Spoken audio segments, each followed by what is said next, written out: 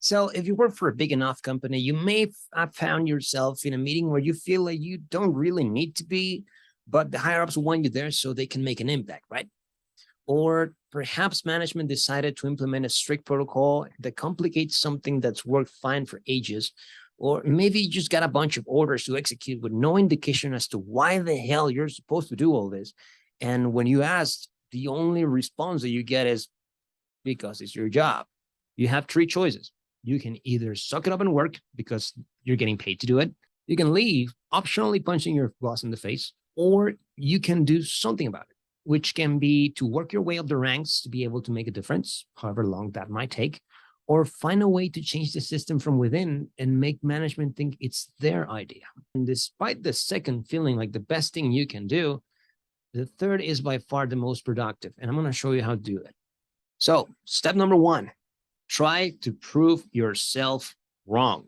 Yes, you may have a point, and yes, management can be taking either extreme or stupid or extremely stupid measures to combat a bad situation, but none of this necessarily means that you were right. You need to take that into consideration. Before going to the higher ups and calling them out on their BS, go and talk to people. Ask your peers and just about anybody involved what they think, especially the people that you know that disagree with you. Do not offer your opinion unless you're asked for it. At this point, you're gathering intelligence, and unless you have a great deal of experience, your vision will rarely ever be broad enough. And even if you do have it, you still need to consider their point of view. So ask a lot and listen a lot. This is going to accomplish two things. One, it's going to broaden your vision. It will tell you what the rest of the staff is thinking and the reasons to be for or against any actions taken. If your mind has not changed and you still believe there is a better way, I'll tell you how to execute that properly, because the second thing that this is going to do is going to give you a chance to speak once. Yeah, just once. You only get one shot. By asking people what they care about and their view on things, this is going to show them that you really care. And if you keep listening and asking the right questions, they'll open up to you. And this is going to give you a clear shot at voicing your concerns. No complaining here. But there's only one type of idea that's stood the test of time. And that's a type of idea that can take a great deal of criticism and still be standing strong. So you need to be able to take that feedback and build it into your idea as constructive criticism. If you want to solve your problem in a way that's going to create the least amount of resistance from the opposing party, you need to realize that the problem is not yours alone. It involves everybody. And that there isn't an opposing party. You're not trying to win. This is not a competition. You're trying to get things to make sense.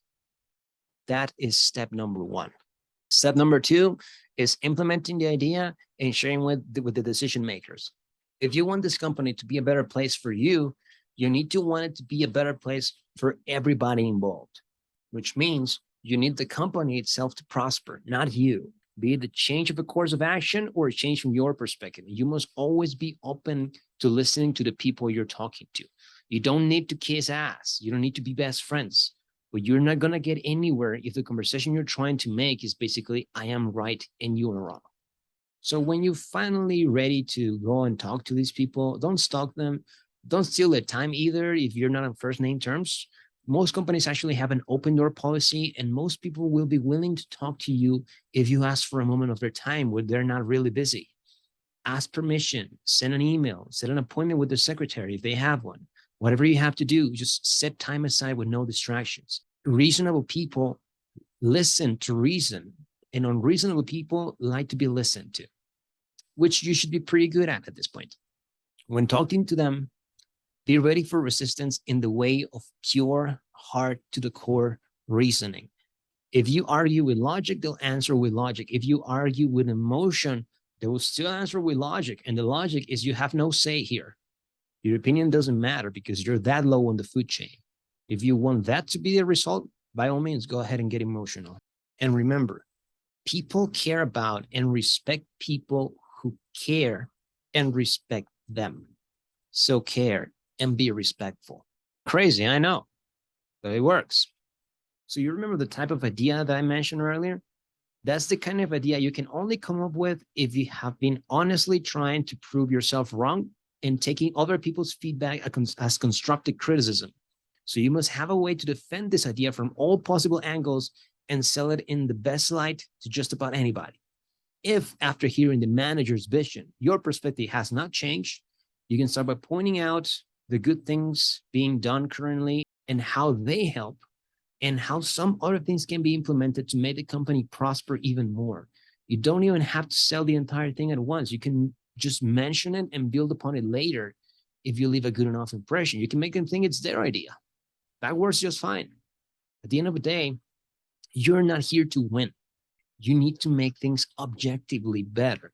With enough patience and the right mindset, you can change the things that are weighing on you and maybe not hate your job so much. And that is all.